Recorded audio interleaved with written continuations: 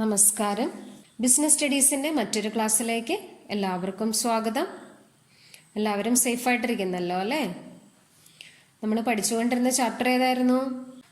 മാനേജ്മെൻറ്റിൻ്റെ second ഫംഗ്ഷനായ organising chapter ആണല്ലേ. Organising ചാപ്റ്ററിൽ എന്തെല്ലാം കാര്യങ്ങളാണ് നമ്മൾ പഠിച്ചത്? ആ കാര്യങ്ങളെല്ലാം നിങ്ങൾ പഠിച്ചോ നന്നായിട്ട്? എന്തൊക്കെ കാര്യങ്ങളായിരുന്നു? Meaning, steps in organising, importance of organising. then അതിനുശേഷം നമ്മൾ എന്താണ് ഓർഗനൈസേഷൻ സ്ട്രക്ചർ എന്ന് പഠിച്ചു. ഓർഗനൈസേഷൻ സ്ട്രക്ചറിനെ രണ്ടായിട്ട് ക്ലാസിഫൈ ചെയ്യുന്നു എന്ന് പറഞ്ഞു. ഏതൊക്കെയായിരുന്നു ഓർഗനൈസേഷൻ സ്ട്രക്ചറിന്റെ classification? First one functional structure, second one divisional structure. എന്തായിരുന്നു ഫങ്ഷണൽ സ്ട്രക്ചർ എന്ന് പറഞ്ഞാൽ? In functional structure the activities are grouped on the basis of specific functions to be performed. ഓർഗനൈസേഷനിലെ ആക്ടിവിറ്റീസിനെ ഫംഗ്ഷന്റെ ബേസിൽ ക്ലാസിഫൈ ചെയ്യുന്നതാണ് ഫങ്ഷണൽ സ്ട്രക്ചർ. അവിടെ നമ്മളൊരു diagram ഒക്കെ കണ്ടായിരുന്നു. പ്രൊഡക്ഷൻ, മാർക്കറ്റിംഗ്, ഫിനാൻസ് എന്നൊക്കെ പറഞ്ഞുകൊണ്ട് ക്ലാസിഫൈ ചെയ്യുന്ന ഓരോ ഫങ്ഷൻസിന്റെ ബേസിൽ. അതായിരുന്നു ഫങ്ഷണൽ സ്ട്രക്ചർ എന്ന് പറയുന്നത്. അത് ഏതെല്ലാം ടൈപ്പ് ഓഫ് ഓർഗനൈസേഷനിൽ അല്ലെങ്കിൽ ഏതെല്ലാം സാഹചര്യങ്ങളിലാണ് സ്യൂട്ടബിൾ ആകുന്നത്. ഇത്രയും കാര്യങ്ങളാണ് നമ്മൾ പറഞ്ഞു നിർത്തിയത് അല്ലേ. പിന്നെ നെക്സ്റ്റ് ടോപ്പിക് എന്ന് പറയുന്നത് ഫങ്ഷണൽ സ്ട്രക്ചറിന്റെ മെറിറ്റ്സ് ആൻഡ് ഡിമെറിറ്റ്സ് ആണ്. ഈ ചാപ്റ്റർ ഇത്തിരി ലെങ്തി ആയിട്ടുള്ള ചാപ്റ്റർ ആണ്. കുറച്ച് കൂടുതൽ കാര്യങ്ങൾ നമുക്ക് ഇവിടെ പഠിക്കാനുണ്ട്. നമുക്ക് next topic merits and demerits of functional structure നോക്കാം. ഓക്കെ, ഫസ്റ്റ് അഡ്വാൻറ്റേജ് ഫങ്ഷണൽ സ്ട്രക്ചറിന്റെ പറയുന്നത് സ്പെഷ്യലൈസേഷൻ. കേട്ടിട്ടുണ്ടോ നിങ്ങൾ ഈ ടേം സ്പെഷ്യലൈസേഷൻ എന്നുള്ളത്? എവിടെയാണ് നമ്മൾ കേട്ടത്? എവിടെയാണ് നമ്മൾ പഠിച്ചത്? ഇമ്പോർട്ടൻസ് ഓഫ് ഓർഗനൈസിങ്ങിന്റെ ഫസ്റ്റ് പോയിന്റ് ആയിരുന്നു സ്പെഷ്യലൈസേഷൻ എന്ന് പറയുന്നത് അല്ലേ.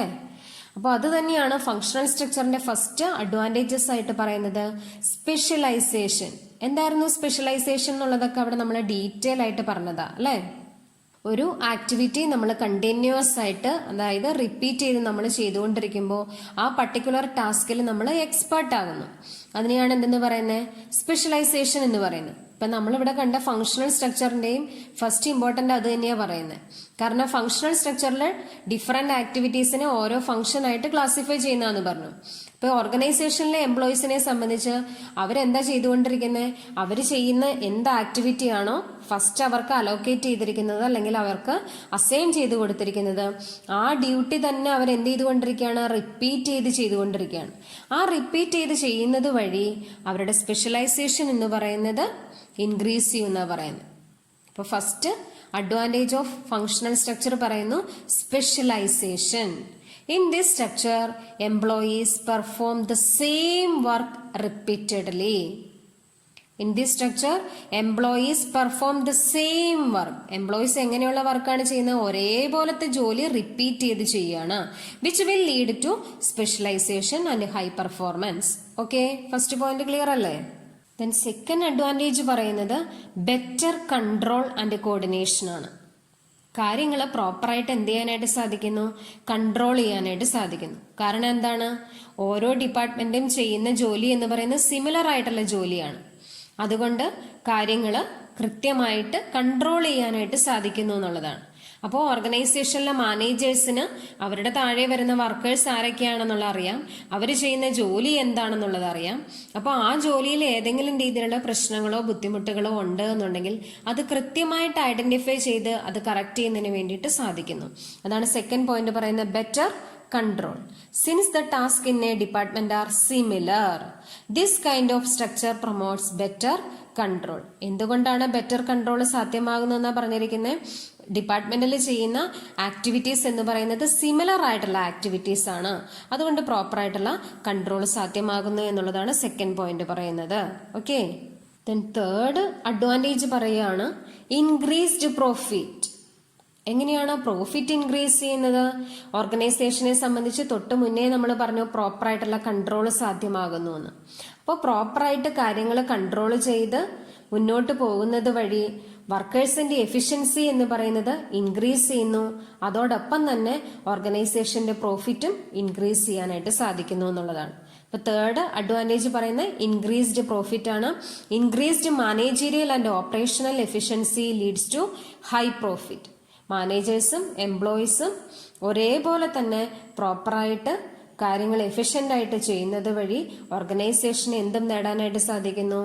പ്രോഫിറ്റ് അച്ചീവ് ചെയ്യാനായിട്ട് സാധിക്കുന്നു. പോയിന്റാണ് third point, increased profit. Okay, next topic disadvantages of functional structure ആണ്. അപ്പം നമ്മൾ ഫങ്ഷണൽ സ്ട്രക്ചറിന്റെ മെറിറ്റ്സ് കണ്ടു. ഇനി ഡീമെറിറ്റ്സ് എന്തൊക്കെ പോയിന്റുകളാണെന്ന് നമുക്ക് നോക്കാം. ഫസ്റ്റ് പോയിന്റ് പറയുന്നു less importance to organisational interest. ഓർഗനൈസേഷന്റെ ഒബ്ജക്റ്റീവിന് പ്രാധാന്യം അത്ര കൊടുക്കുന്നില്ല. പിന്നെ എന്തിനാണ് പ്രാധാന്യം കൊടുക്കുന്നത്? More importance given to functional heads ആണ്. ഓരോ ഡിപ്പാർട്ട്മെന്റിനുമാണ് ഈ ഫങ്ഷണൽ സ്ട്രക്ചറിൽ കൂടുതൽ പ്രാധാന്യം കൊടുക്കുന്നത്. മൊത്തത്തിൽ ഓർഗനൈസേഷന് കൂടുതൽ പ്രാധാന്യം കൊടുക്കുന്നില്ല എന്നുള്ള ഒരു പോയിന്റാണ് നമുക്ക് ഫസ്റ്റ് ഡിസഡ്വാൻറ്റേജ് ആയിട്ട് പറയാൻ പറ്റുന്നത്. Less importance to organisational interest. This structure gives more emphasis to functional heads or departments. This structure gives more emphasis. കൂടുതൽ പ്രാധാന്യം കൊടുക്കുന്നത് ആർക്കാണ്? ഫങ്ഷണൽ ഹെഡ്സിനാണ്. അതായത് നമ്മൾ കണ്ട സ്ട്രക്ചർ ഉണ്ടല്ലോ, ആ സ്ട്രക്ചറിൽ ഓരോ ഡിപ്പാർട്ട്മെന്റുകൾക്കുമാണ് കൂടുതൽ പ്രാധാന്യം കൊടുക്കുന്നത് എന്നാണ് പറയുന്നത്. So that only a least importance may be given to the overall objectives of the organization. ഓർഗനൈസേഷന്റെ ഓവറോൾ ഒബ്ജക്റ്റീവ്സിന് ലീസ്റ്റ് ഇമ്പോർട്ടൻസേ കൊടുക്കുന്നുള്ളൂ. More importance given to functional heads or departments. ആ പോയിന്റാണ് less importance to organisational interest. Okay, clear അല്ലേ? Second disadvantage പറയുന്നു coordination problem. എന്താ coordination എന്ന് പറഞ്ഞാൽ നമ്മൾ ഫസ്റ്റ് ചാപ്റ്ററിൽ തന്നെ പഠിച്ചതാണ്. കോർഡിനേഷൻ എന്ന് പറയുന്നത് മാനേജ്മെന്റിന്റെ എസെൻസ് ആണ് എന്നൊക്കെ പറഞ്ഞ് പഠിച്ചതാണ് നമ്മൾ കോർഡിനേഷൻ. അപ്പോൾ കോർഡിനേഷൻ എന്ന് പറഞ്ഞാൽ പരസ്പരം യോജിപ്പോടുകൂടി സഹകരണത്തോടുകൂടി ഒരു ടീമായിട്ട് പ്രവർത്തിക്കുന്നതിനെയാണ് കോർഡിനേഷൻ എന്ന് പറയുന്നത്. ഫങ്ഷണൽ സ്ട്രക്ചറിൽ കോർഡിനേഷൻ പ്രോബ്ലം ഉണ്ടാകുന്നു എന്നാണ് പറയുന്നത്. എങ്ങനെയാണെന്ന് നമുക്ക് നോക്കാം. Coordination is quite difficult in this structure as the information may be passed among various department. ഓരോ ഇൻഫോർമേഷൻസും പാസ് ചെയ്യുന്നത് ഓരോ ഡിപ്പാർട്ട്മെന്റിലൂടെ പാസ് ചെയ്താണ് വരുന്നത് അല്ലേ. അപ്പോൾ ഈ ഡിപ്പാർട്ട്മെന്റുകൾ തമ്മിൽ നല്ലൊരു സഹകരണം ഇല്ല എന്നുണ്ടെങ്കിൽ അവിടെ എന്തുണ്ടാകില്ല എന്നാ പറയുന്നത്? കോർഡിനേഷൻ സാധ്യമല്ല എന്നാണ് പറയുന്നത്. ഇപ്പോൾ പ്രൊഡക്ഷൻ ഡിപ്പാർട്ട്മെന്റ് ഒരു കാര്യം പറയുകയാണ്. പ്രൊഡക്ഷൻ ഡിപ്പാർട്ട്മെന്റിന് ആക്ടിവിറ്റീസ് ചെയ്യണം എന്നുണ്ടെങ്കിൽ പർച്ചേസ് ഡിപ്പാർട്ട്മെന്റ് ആ മെറ്റീരിയൽ എന്ത് ചെയ്യണം? വാങ്ങി കൊടുത്താലേ ചെയ്യാൻ പറ്റുള്ളൂ അല്ലേ. അപ്പോൾ ഇവര് തമ്മിൽ ഏതെങ്കിലും രീതിയിലുള്ള പ്രശ്നങ്ങളുണ്ട് എന്നുണ്ടെങ്കിൽ അവിടെ എന്തില്ല? കോർഡിനേഷൻ ഉണ്ടാകില്ല എന്നാ പറയുന്നത്. അപ്പോൾ കോർഡിനേഷൻ എന്ന് പറയുന്നത് ഫങ്ഷണൽ സ്ട്രക്ചറിൽ ഡിഫിക്കൽട്ട് ആണ് എന്നുള്ളതാണ് സെക്കൻഡ് ഡിസഡ്വാൻറ്റേജ് പറയുന്നത്. കോർഡിനേഷൻ പ്രോബ്ലം ഉണ്ടാകുന്നു. ഓക്കെ, തേർഡ് ഡീമെറിറ്റ്സ് പറയുകയാണ് ഇന്റർ ഡിപ്പാർട്ട്മെന്റൽ കോൺഫ്ലിക്റ്റ് ഉണ്ടാകുന്നു. എന്താണ് കോൺഫ്ലിക്റ്റ് എന്ന് പറഞ്ഞാൽ? വഴക്കുകൾ ഉണ്ടാകുന്നു. ഓരോ ഡിപ്പാർട്ട്മെന്റുകളും തമ്മിൽ പ്രശ്നങ്ങൾ ഉണ്ടാകാനുള്ള സാധ്യത ഫങ്ഷണൽ സ്ട്രക്ചറിൽ കൂടുതലാണ്. നമ്മൾ തൊട്ട് മുന്നേ പറഞ്ഞ എക്സാമ്പിൾ തന്നെ എടുക്കാം. നമുക്ക് പറഞ്ഞില്ലേ, പ്രൊഡക്ഷൻ ഡിപ്പാർട്ട്മെന്റിന് ആക്ടിവിറ്റി ചെയ്യണം എന്നുണ്ടെങ്കിൽ പർച്ചേസ് ഡിപ്പാർട്ട്മെന്റ് അതനുസരിച്ച് എന്ത് ചെയ്യണം? റോ മെറ്റീരിയൽസ് അവൈലബിൾ ആക്കണം അല്ലെ. അപ്പൊ ഇവര് തമ്മിൽ ഏതെങ്കിലും രീതിയിലുള്ള കോൺഫ്ലിക്റ്റുകൾ ഉണ്ട് എന്നുണ്ടെങ്കിൽ റോ മെറ്റീരിയൽസ് പ്രോപ്പർ ആയിട്ടുള്ള ടൈമിൽ അവൈലബിൾ ആകില്ല. അപ്പൊ അവിടെ എന്തുണ്ടാകുന്നു? പ്രശ്നങ്ങൾ ഉണ്ടാകുന്നു. അപ്പോൾ ഇങ്ങനെ പലതരത്തിലുള്ള കോൺഫ്ലിക്റ്റുകൾ ഫങ്ഷണൽ സ്ട്രക്ചറിൽ ഉണ്ടാകാനുള്ള സാധ്യത കൂടുതലാണ് എന്നുള്ളതാണ് തേർഡ് പോയിന്റായ ഇന്റർ ഡിപ്പാർട്ട്മെന്റൽ കോൺഫ്ലിക്റ്റ് കൊണ്ട് പറയുന്നത്. Inter departmental conflict. There may be conflict between 2 or more departments. രണ്ടോ അതിൽ കൂടുതലോ ഡിപ്പാർട്ട്മെന്റുകൾ തമ്മിൽ കോൺഫ്ലിക്റ്റ് ഉണ്ടാകാനുള്ള സാധ്യത ഫങ്ഷണൽ സ്ട്രക്ചറിൽ കൂടുതലാണ്. ഓക്കെ, ഇന്ന് നമ്മൾ പഠിച്ച ടോപ്പിക്ക് ഏതൊക്കെയായിരുന്നു? ഫങ്ഷണൽ സ്ട്രക്ചറിന്റെ മെറിറ്റ്സും ഡീമെറിറ്റ്സും ആണ്. 3 പോയിന്റ് മെറിറ്റും 3 പോയിന്റ് ഡീമെറിറ്റും ആണ് നമ്മൾ ഇന്ന് പറഞ്ഞത്. First point specialisation. എന്തായിരുന്നു സ്പെഷ്യലൈസേഷൻ എന്ന് പറഞ്ഞാല്? കണ്ടിന്യൂസ് ആയിട്ട് ഒരേ വർക്ക് തന്നെ ചെയ്യുമ്പോൾ ആ പർട്ടിക്കുലർ വർക്കിൽ ഒരു സ്പെഷ്യലൈസേഷൻ നേടുന്നു. സെക്കൻഡ് പോയിന്റ് എന്തായിരുന്നു? Better control. പ്രോപ്പറായിട്ട് ഓരോ ഓർഗനൈസേഷന്റെ ഓരോ ഡിപ്പാർട്ട്മെന്റുകളെയും തമ്മിൽ എന്ത് ചെയ്യാനായിട്ട് സാധിക്കുന്നു? കൺട്രോൾ ചെയ്ത് മുന്നോട്ട് പോകാനായിട്ട് സാധിക്കുന്നു. തേർഡ് പോയിന്റ്, ഇങ്ങനെ പ്രോപ്പർ ആയിട്ടുള്ള കൺട്രോൾ ഉള്ളത് കൊണ്ട് തന്നെ ഓർഗനൈസേഷന് അവർ പ്രതീക്ഷിക്കുന്ന രീതിയിലുള്ള ഒരു പ്രോഫിറ്റിലേക്ക് എത്താനായിട്ട് സാധിക്കുന്നു. ഇങ്ങനെ 3 പോയിന്റാണ് നമ്മൾ ഫങ്ഷണൽ സ്ട്രക്ചറിന്റെ മെറിറ്റ് ആയിട്ട് പറഞ്ഞത്. ദെൻ ഡിസഡ്വാൻറ്റേജസ് എന്തൊക്കെയായിരുന്നു?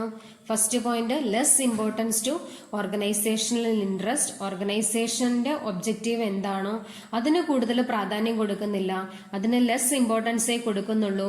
പിന്നെ എന്തിനാണ് മോർ ഇമ്പോർട്ടൻസ് കൊടുക്കുന്നത്? ഓരോ ഫംഗ്ഷൻസിനുമാണ് മോർ ഇമ്പോർട്ടൻസ് കൊടുക്കുന്നത്. ടോട്ടൽ ഓർഗനൈസേഷണൽ ഒബ്ജക്റ്റീവ്സിന് ലെസ് ഇമ്പോർട്ടൻസേ പ്രൊവൈഡ് ചെയ്യുന്നുള്ളൂ. സെക്കൻഡ് പോയിന്റ് പറയുന്നു കോർഡിനേഷൻ പ്രോബ്ലം. എല്ലാ ഡിപ്പാർട്ട്മെന്റുകളെയും തമ്മിൽ കോർഡിനേറ്റ് ചെയ്ത് പോവുക എന്ന് പറയുന്നത് ബുദ്ധിമുട്ടുള്ളൊരു കാര്യമാണ്. ദെൻ തേർഡ് പോയിന്റ് പറയുന്നു ഇന്റർ ഡിപ്പാർട്ട്മെന്റൽ കോൺഫ്ലിക്ട്സ്. ഇങ്ങനെ കാര്യങ്ങൾ പ്രോപ്പറായിട്ട് കോർഡിനേറ്റ് ചെയ്ത് മുന്നോട്ട് പോകാൻ സാധിക്കാത്തത് കൊണ്ട് പല ഡിപ്പാർട്ട്മെന്റുകളും തമ്മിൽ എന്തുണ്ടാകാനായിട്ടുള്ള സാധ്യതയുണ്ട്? കോൺഫ്ലിക്റ്റുകൾ, പ്രശ്നങ്ങൾ ഉണ്ടാകാനായിട്ടുള്ള സാധ്യത കൂടുതലാണ്.